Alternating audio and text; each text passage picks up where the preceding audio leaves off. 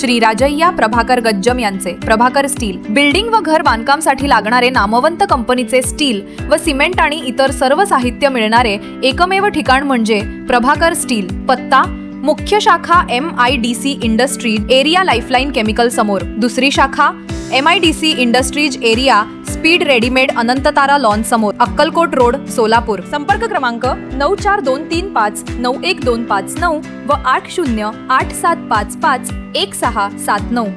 ठोंबरे हिला आम्ही एकत्र व्हॉलीबॉल खेळायचो, मला वाटतं शाळेत असल्यापासून। तेव्हा रुपाली चाकणकर होत्या का तिथे?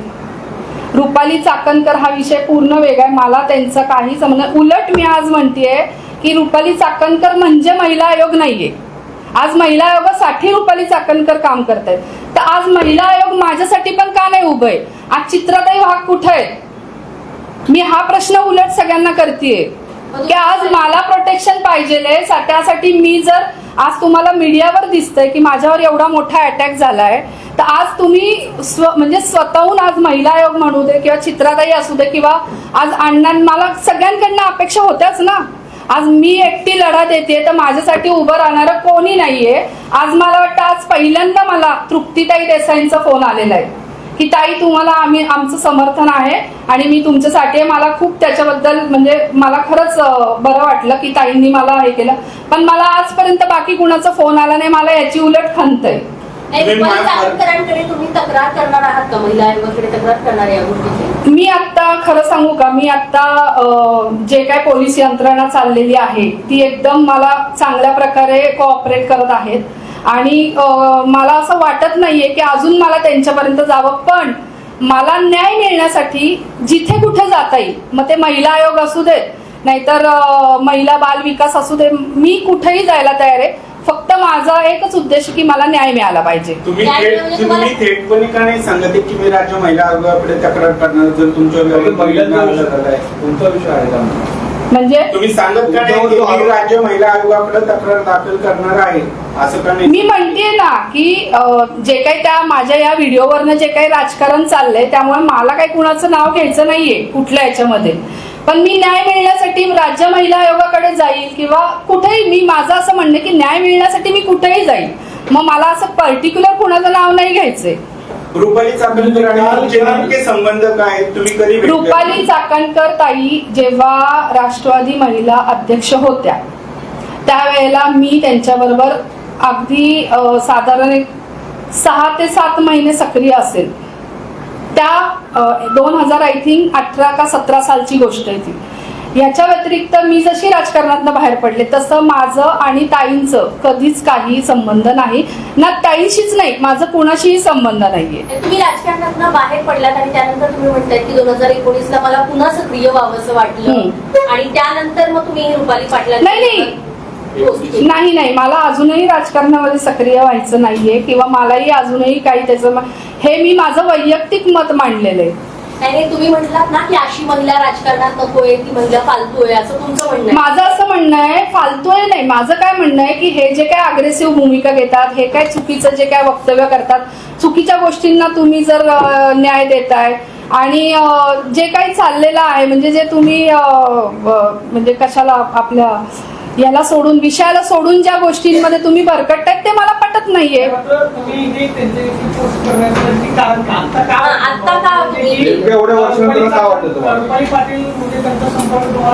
मी सांगितलं ना माझं वैयक्तिक वाद पहिल्यापासूनच आहे तिच्याशी। आता मला असं वाटतंय राष्ट्रवादी महिला काँग्रेस पार्टीमध्ये जे काही ते डान्सचा प्रकार जो चालला होता, तर त्यावेळेला मी जे तिचं काही ते ऐकलं आणि ती त्याला जे काही मान्यता देत होती की हे असं आणि तसं, मला ते पटलं नाही की अरे तुम्ही राष्ट्रवादी महिला काँग्रेसच्या याच्यामध्ये जे एक महिला, मी त्या महिलेला नाव नाही ठेवते कारण ती तिची कला सादर करत होती आणि मला काही त्याच्यात वल्गर पण नाही वाटलं, पण मला असं वाटलं की ही जी रुपाली पाटील आहे तर हिनी हे असं त्यांचं समर्थन करणं हे चुकीचं आहे। तर म्हणून मी ते माझ्या डोक्यात आलं की कुठंतरी आपण आवाज उठवला पाहिजे। म्हणून सोशल मीडियावर मी ही पोस्ट केली की ही या महिलेला तुम्ही निलंबित करा, कारण ही कुठलंच वक्तव्य म्हणजे तीच नाही, याच्या आधी सुद्धा बऱ्याच गोष्टी मला तिच्या पटत नव्हत्या की हे ती चुकीचं करते म्हणून. तुम्ही जो व्हिडिओ तयार केलेला आहे तर त्याच्या संदर्भात अशी चर्चा आहे की तो व्हिडिओ केल्यानंतर तुमच्यावर रुपाली चाकणकरांचा दबाव आला आणि त्याच्यामुळे तुम्ही परत तक्रार द्यायला गेल्या, तर त्यात किती तथ्य? माझे कुठलेही फोन रेकॉर्ड्स तुम्ही चेक करा, कुठलेही तुम्ही माझा ताईंशी काही संपर्क नाही. मला एकच सांगणं आहे की ही पोस्ट जी माझ्याकडनं रात्री त्यांनी माझ्या दबावाखाली, माझ्या चेहऱ्यावरनं पण तुम्हाला कळत असेल की ही कुठल्या तरी दबावाखाली ही पोस्ट केलेली आहे. टाकण्यासाठी कोण आलं होतं रुपाली पाटील यांच्याकडे? तिचे नातेवाईक आले होते, तिचे मामा आणि अजून एक त्यांच्या बरोबर एक कोणतरी होते. त्यांनी हे तुम्हाला करायला लावलं जवळ? हा की नाही तू ते आत्ताच कर, माझ्याकडे ती टायमिंग सुद्धा आहे. नाही केलं तर काय असं काही ते बोलले नाही, कारण कसं आहे माहितीये का की पूर्वीपासून आमच्या फॅमिलीचं एक म्हणतो ना आपण की जरी बोलत नसलो आम्ही तरी फॅमिली आमची एकमेकांबरोबर थोडीफार अशी कनेक्ट असणार, ते नाही का अगं कर तू आत्ता, तू कर ऐक माझं, उद्या ह्याचं खूप राजकारण होईल, तू करून टाक, तू कर, अगं कर. मी म्हटलं मामा थांबा, आपण ह्याच्यावर उद्या करूया चर्चा. माझी काकू सुद्धा इथं आहे, माझी काकू सुद्धा त्यांना विरोध करत होती की नाही आज नाही करायचं म्हणून, पण त्यांनी ते जोपर्यंत मी ती आणि तेव्हा त्या दिवशीच हा प्रकार घडलाय, ज्या दिवशी त्यांनी मला मारहाण केली त्या दिवशीच रात्री मला खरंच काही सुचत नव्हतं आणि मग मी म्हटलं की बरं ठीक आहे, मी आत्ता ते सांगते काय असेल ते, उद्याचं उद्या बघू.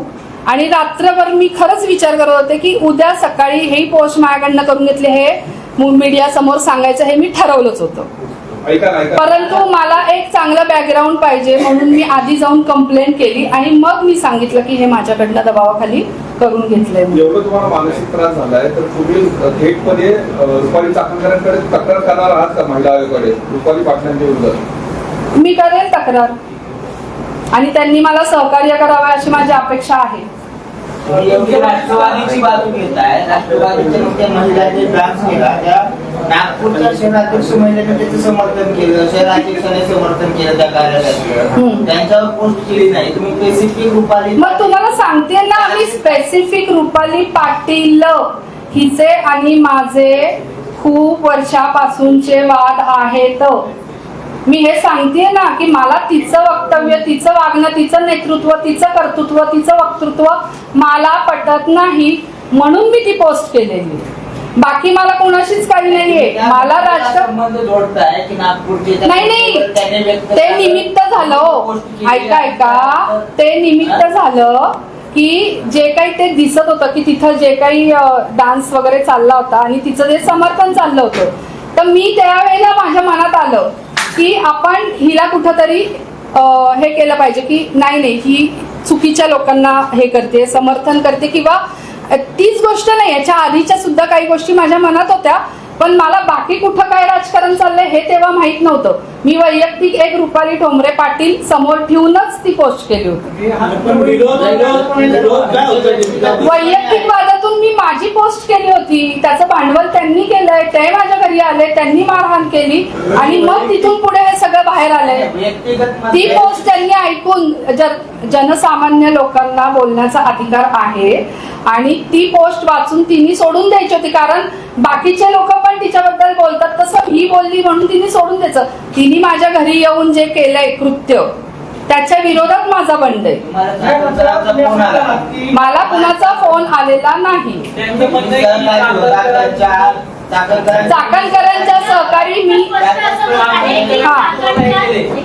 त्यांचं स्पष्ट असं मत आहे की चाकणकर बाई आहे त्या सगळ्या महिलांना भडकवतात आणि रुपाली ठोंबरे यांच्या विरोधात वेगवेगळे व्हिडिओ तयार करायला लावतात, त्यांचं एक कॅडर म्हणून तुम्हाला त्या वापरतात.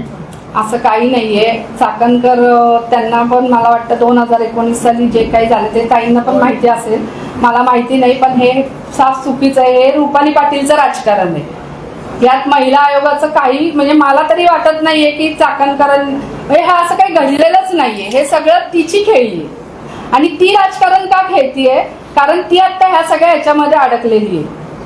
कशात अडकली काय? जे माझ्या घरी येऊन माझ्यावर हल्ला केलेला आहे, माझ्याकडून कंप्लेंट गेलेली आहे, आता या सगळ्या गोष्टीतनं बाहेर पडण्यासाठी ती माझ्यावरती हे चुकीचे आरोप करते आणि मला कुठल्याही राजकीय यायला वास्तविक या विषयामध्ये कुठल्याही राजकीय कोणाशीच म्हणजे चित्राताई असू दे, रुपालीताई असू दे, तृप्तीताई देसाई असू देत, कोणाशीच काही संबंध नाहीये. तुम्ही राष्ट्रवादी पक्षाने अशा महिलांना ठेवणे असे म्हटलात, म्हणजे जर हो. सामाजिक टच देताय तुम्ही, तिकडे म्हणताय माझी व्यक्तिगत दुश्मनी आहे, आणि दुसरीकडे म्हणताय की अजित पवारांनी यांना राष्ट्रवादीत ठेवू नये. अजित पवारांच्या राष्ट्रवादीचा तुमचा काय संबंध आहे? चाकणकरांचा तुमचा? कारण सगळ्यात महत्वाचं म्हणजे मला असं कळलंय की अजितदादा पवारांनी तिला राष्ट्रवादीमध्ये घेतलंय. म्हणजे जसं त्या ती मनसेमधनं बाहेर पडली तसं दादांनी तिला राष्ट्रवादीमध्ये घेतले. म्हणून मी दादांना आवाहन केलंय की दादा तुम्ही अशा व्यक्तीला का घेतलंय? तुम्ही त्या पक्षात आहात का अजित पवारांच्या? मी पक्षात नाहीये, पण मी सर्वसामान्य जनतेकडनं केलंय ना की तुम्ही अशा महिलेला घेतल्यामुळे बाकीच्या महिला येत नाहीये. मी पक्षात कुठल्याच नाही. मी हे आधीच सांगितलेलं आहे की मी सर्वसामान्य नागरिक म्हणून माझं मत मांडलेलं आहे. मला कुठल्या पक्षाशी तुम्ही जोडू नका हे मी आधीच सांगितलेलं. तुम्ही 17-18 साली जेव्हा तुम्ही राजकारणात होते, तेव्हा काही पद होतं का तुमच्याकडे? माझ्याकडे तेव्हा महिला प्रतिनिधी पद होतं. बरोबर. हा. त्याचा राजीनामा दिलेला आहे? मी राजीनामा नाही, पण मी त्याच्यातनं बाहेरच पडले. मी म्हणलं नाही मला ह्याच्यात पडायचंच नाही, कारण त्यावेळेला सुद्धा हीच अशीच घटना घडली होती आणि तेव्हा मी म्हणजे माघार घेतली होती की नाही आपल्याला ह्याच्यात पडायचंच नाहीये. आणि सगळ्यात महत्वाचं मी आणि रुपाली पाटील ठोंबरे आम्ही एकाच वॉर्डमध्ये राहिला असल्यामुळे मी विचार केला की कोण हे वादविवाद वाढवत बसणार. आणि आज माझे वडील जिल्हा मारुती मंडळ त्याचे अध्यक्ष आहेत आणि बरेच वर्ष झाली ते तिथं चांगलं काम करतायत. अशा लोकांच्या नादी लागून आपण का हे करायचं असं त्यावेळेला विचार करून मी सगळ्या गोष्टी सोडून दिल्या होत्या. आणि मला कुठेतरी आत्ता वाटलं की आपण पण म्हणजे हे करायला पाहिजे की आपण अशा महिलेच्या विरोधात आवाज उठवायला पाहिजे.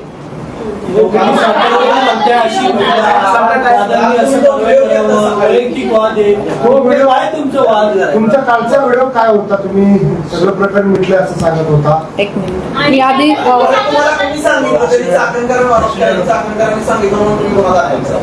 नाही नाही नाही नाही मी तुम्हाला सांगितलंय तो व्हिडिओ दबावाखाली माझ्याकडनं करून घेतला होता. कोणी घेतला होता? तिच्या मामानी आणि अजून एक त्यांच्याबरोबर एक गृहस्थ आले होते. त्यांनी तो मला की नाही तू हे आत्ता कर असा व्हिडिओ माझ्याकडनं करून घेतला. मला तो करायचा नसताना पण मी तो केला. आणि मग दुसऱ्या दिवशी मी सांगितलं की हा व्हिडिओ माझ्याकडनं बळजबरीने करून घेतलेला आहे. तुम्ही म्हणताय की राजकारण करू नका आणि सगळ्या राजकारणात त्यात तुम्ही स्पेसिफिक केलं की यावरून राजकारण कोणतंही करू नका. राजकारणच होताना दिसते सगळ्या. हा त्यांचा गैरसमज आहे आणि हा त्यांची खेळी आहे ती राजकारणाची. मी माझं वैयक्तिक मत माझं असं म्हणणं आहे त्या व्हिडिओमध्ये तिने काय सांगितलंय की हिने माघार घेतलीये बरोबर आहे. आणि काय सांगितलंय की ते रक्त नव्हतं हे कुंकाचं पाणी टाकलं होतं. मग मला सांगा जर माझ्या घरात येऊन मला मारहाण केलीये आणि माझ्यावरतीच खोटे आरोप करतात की मी कुंकाचं पाणी घेऊन यांच्यावरती हे करतेय तर मग मी बंड का नाही करायचा? आणि आज पहिल्यांदा नाही हे दुसऱ्यांदा झालेलं आहे. तुमच्यावरती दबाव टाकला गेला. तुम्ही लहान नाहीये, तुमच्या सोबत कुणीतरी असेल ना, तिचे मामा रुपाली चौधरीचे मामा किंवा बाकी सगळे आले तुमच्यावर दबाव टाकला गेला. म्हणजे काय केलं? म्हणजे काय दबाव टाकला म्हणजे माझं असं म्हणणं आहे त्यांनी मला काय असं काय तुमच्या म्हणण्याप्रमाणे तुम्हाला असं वाटतंय का की एक चाकू सुऱ्या वगैरे लावून करायला लावला? तसं काही केलेलं नाहीये. त्यांनी मला स्पष्ट सांगितलं की ह्याच्यातलं पुढे जाऊन काहीतरी चुकीचं राजकारण घडू शकतं तर तू हा व्हिडिओ कर म्हणजे ह्याच्यातलं पुढे सगळं बंद होईल. हा दबाव कसं म्हणता येईल? ही विनंती म्हणता येईल? नाही नाही नाही विनंती नाही, हे तुम्ही करा.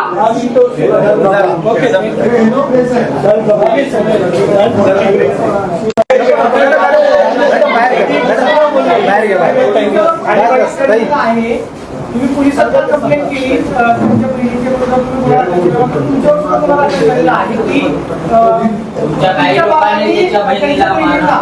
मारहाण केली आणि मला एक सांगा माझ्या घरी हा प्रकार घडलाय का त्यांच्या घरी घडलाय?